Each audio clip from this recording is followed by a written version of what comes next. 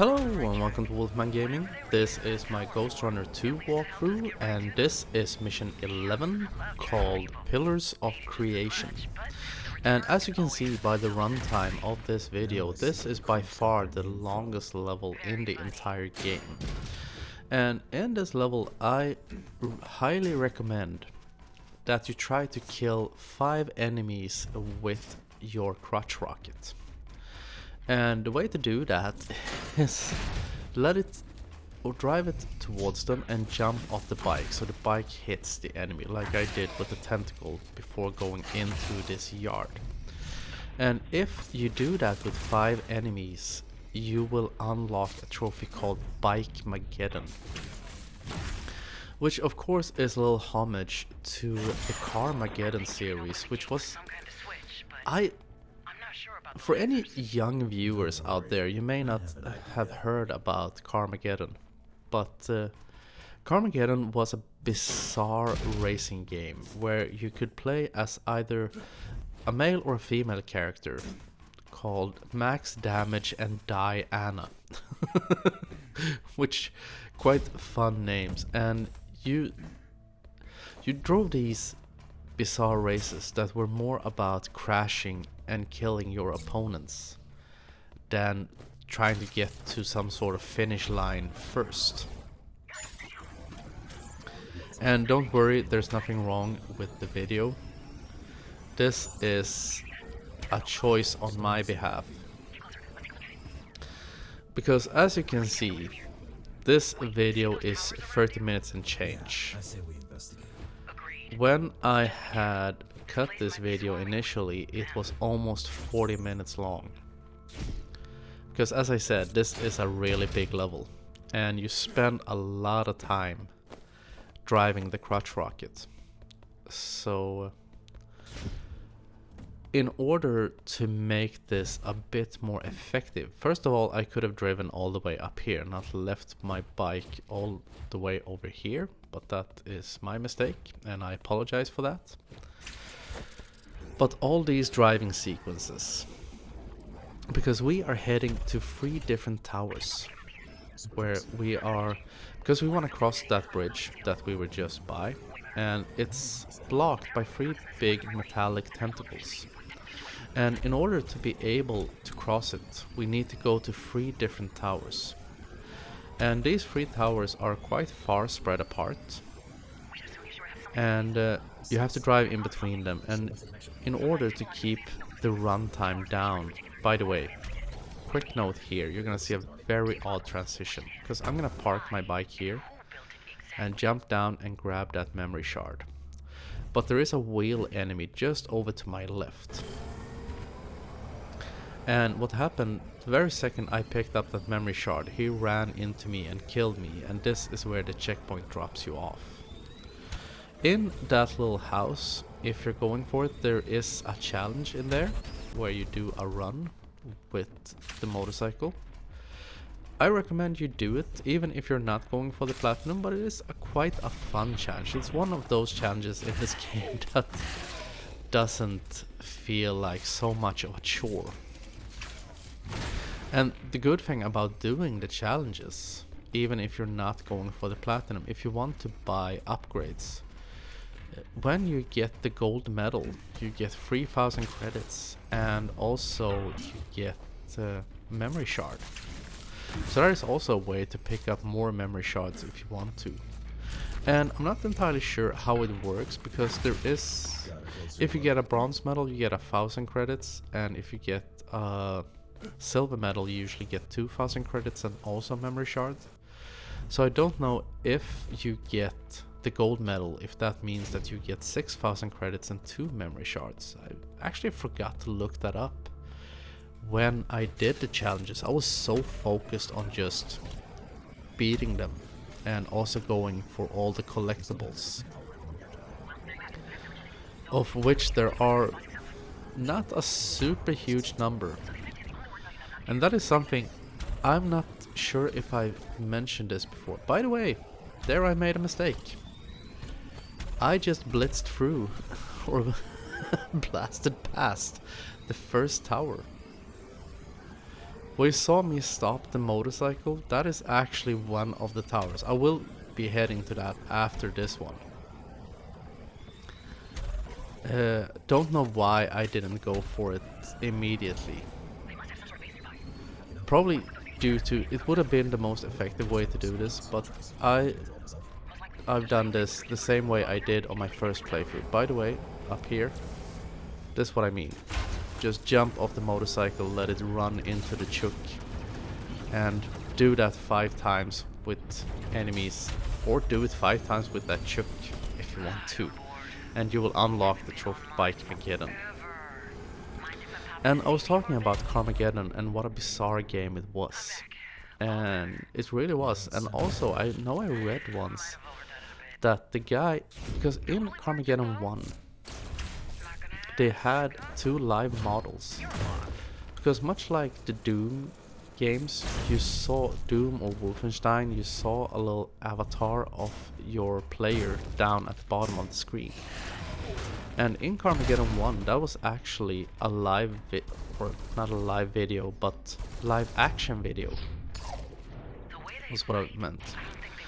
And I read that the guy who played Max Damage, there was an animation of him sort of flying forward that would play when you hit another vehicle, basically.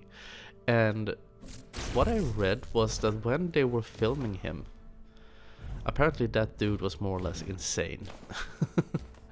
And he asked them to hit him across the back of his head, even though he had a helmet on, but hit him across the back of the helmet with a baseball bat, because that would make it look more true. Which I think they did, actually. But apparently that guy was totally nuts. As I said, I didn't play the first game that much. I played the shit out of the second game though, because my older brother had it on PC, and whenever I got to borrow his apartment, because he's quite a few years older than I am, but when he would go out of town or a weekend or something, he would let me borrow his apartment in exchange for me like watering his plants and cleaning up. And for me, being 14, 15 years old, it was amazing to have your own place over the weekend, where I could just sit, relax, watch horror movies, eat junk food, and play on his PC. That was the main attraction. Because I didn't have a computer of my own. I didn't buy a computer until I moved out from my mom's house. So I think I got my first computer at 21. Because I've always been a console player. I always preferred gaming consoles over PCs, because when I was younger, first of all, when I was younger, PC culture wasn't what it is today. It wasn't as big as it is today. But it's always seemed very expensive and a big hassle you had to do. You had to know how to upgrade and buy new parts and stuff like that, and to me that just sounded so complicated and expensive. And so I just thought to myself, I'll go with consoles because they're easy to understand. You just pop in the cartridge, press on or press the power button, and you're good to go. And as long as it says NES or SNES on the box, I know I will be able to play this at full performance. Never have to worry about compatibility issues. And I still feel the same way today, more or less. I use a Mac computer at home because I think iMacs are great for video editing, and that is the only reason that's the only thing I use my computer for. Recording, editing and narrating these videos. And if I hadn't had my YouTube channel, I would probably get rid of my computer entirely, because nowadays with smartphones and iPads and tablets, there really isn't any reason to have a computer, I think, unless if you like to play on them or like me, do videos. So the day I decide to quit YouTube, I will probably sell my computer and not buy a new one, because I will have no use for it anymore.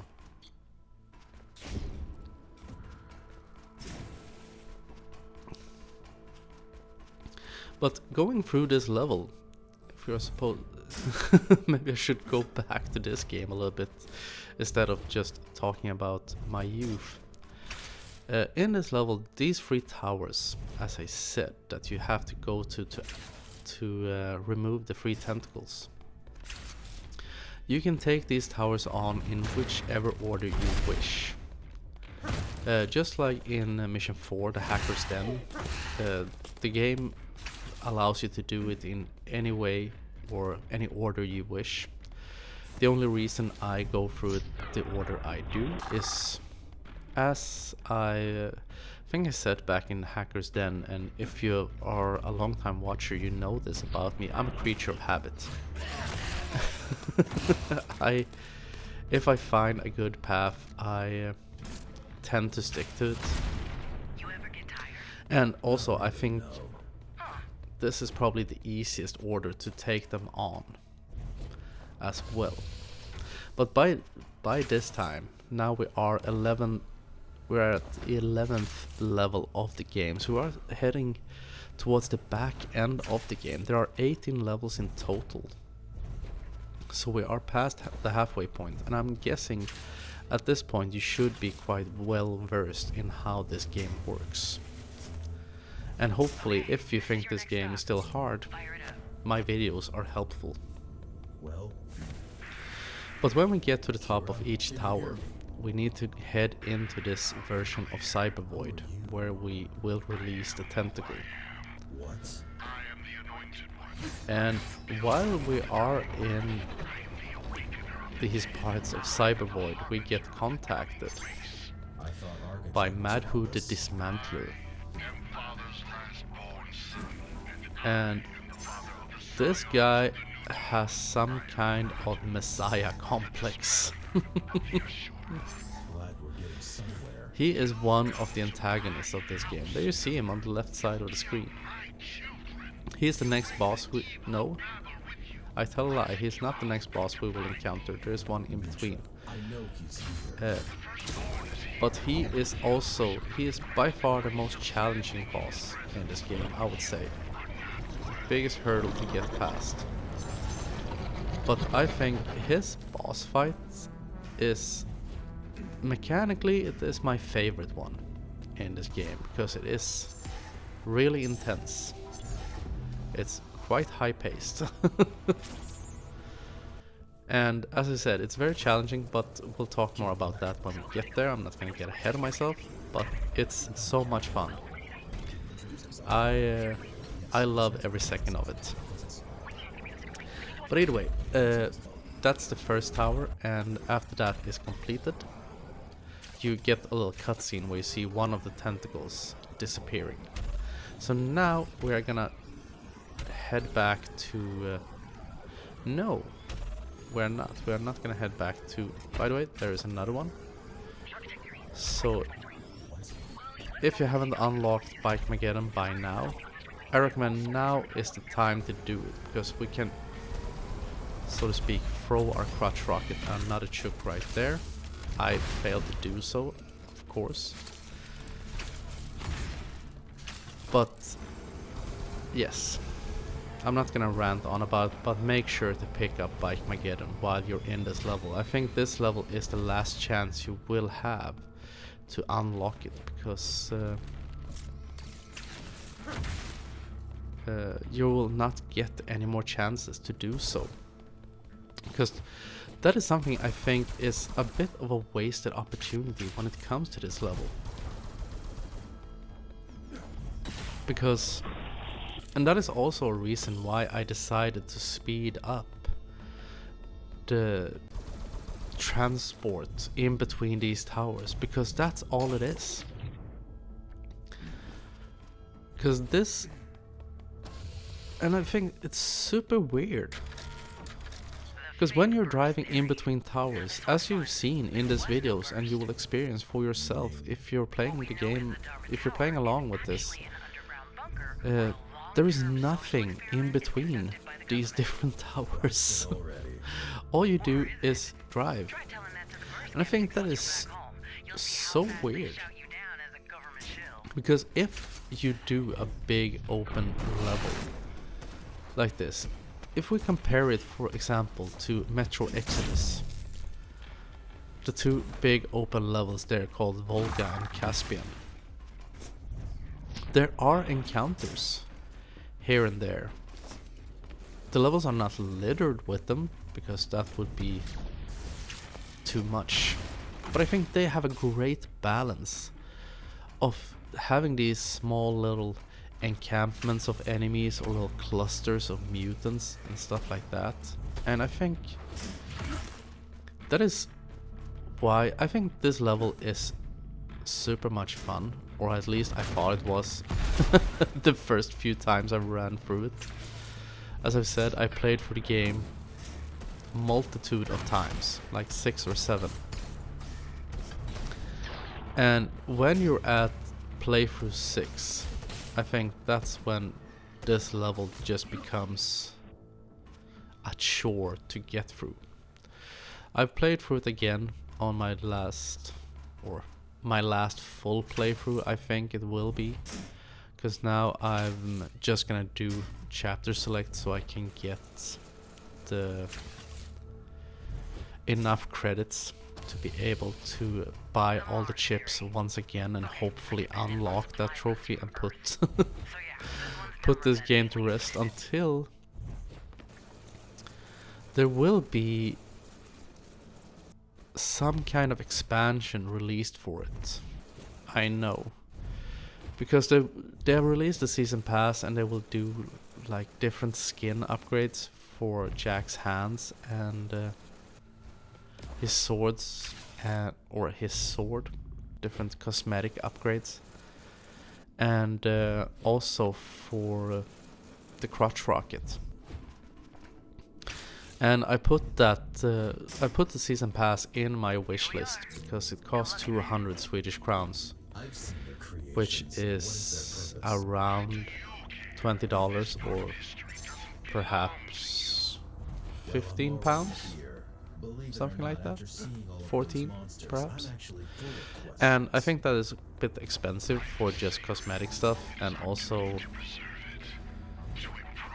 if it were just the cosmetics I would just skip it entirely, but since there will be some kind of new game mode, it has caught my interest, because I never pay money just for cosmetic stuff. I think that is to me, that's uninteresting.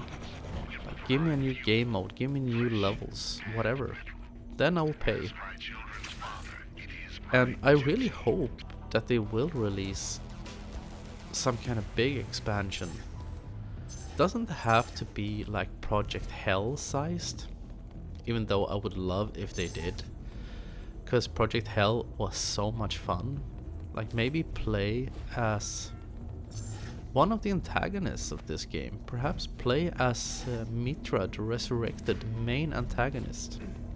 I don't know if I mentioned that, but the story of this game, we can talk a little bit about that, since we still have a bit over 10 minutes left of this level. Because that was Tower 2 out of 3. So now just 1/3 of the level left. But now where was I? Mitra, the resurrected. I think I like the story of this game. It's quite a simple story that's been done before. By the way, the little prompt you saw up in the right corner. If you're a seasoned PlayStation 5 player, you probably realize what it says even if you can't read Swedish. What it said was that battery level in DualSense is running low. So make sure to plug it in and so I had to switch controllers. Tried to trim out that little prompt, but didn't manage to do it because the checkpoint messed me over. And what I'm doing here is trying to scale this house to get a memory shard. I think could probably skip this memory shard. But now that we're up here, just go back down to the bike, and there is another one over here to the right. And there is also a kiosk if you want to buy any upgrade chips. But now, where was I? Mitra, the Resurrected. Because the main story of this game is that Mitra and his friends Ahriman, Rahu and Madhu, the Dismantler, very similar names. They are trying to take revenge on Dharma City, or they want to take over Dharma City. Because they are Ghostrunners. There are 4 of the original Ghostrunners that were built a little bit differently than subsequent models. And I must say, I tip my hat to the person that I think his name is Jonas Scott. I'm not entirely sure. I've never heard his name before. But the guy that does the voice of Mitra. I think all of the voice actors in this game are super good. And that is something that has improved a lot over the last years. Because I remember back in the day, in the early days of voice acting, games like Resident Evil and Silent Hill, where it was super cool that they actually had voice actors in the game. Didn't do a very good job though. Gave us some immortal quotes. But usually did a horrible job. I think a lot of times they weren't even professional actors, but voice acting has become a very well recognized job nowadays, and sometimes you see movie stars do voices in games. I think Samuel Jackson did one back in GTA San Andreas, and also even going further back to GTA Vice City. What's this, like 2002, 2003?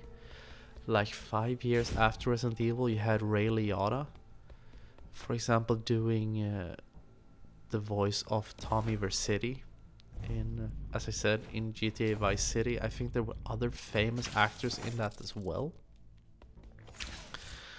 But either way, I digress. Going back to Jonas Scott, I think that's his name. The guy who does the voice of Mitra. I'm not gonna talk too much about it, but I want to tip my hat especially to him.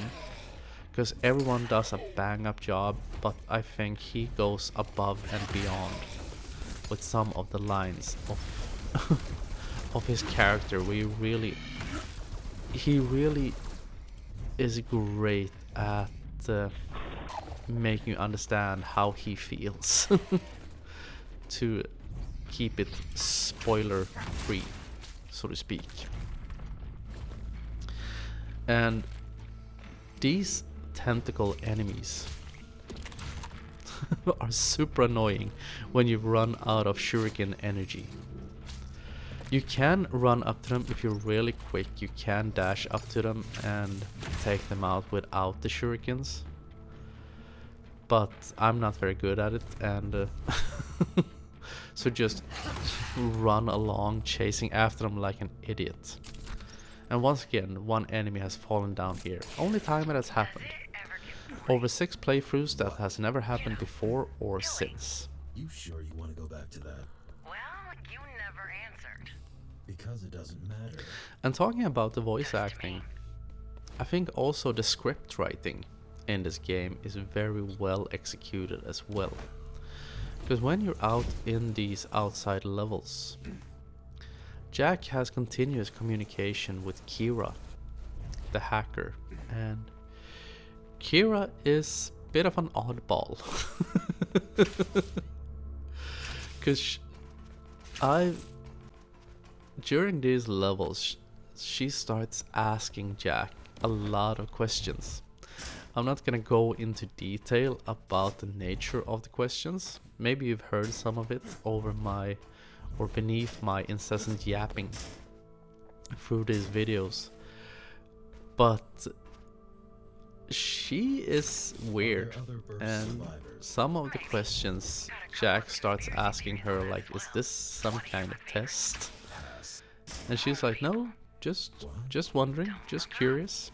So I think the climbers, they should keep an eye on her. But she's great fun, and I think that really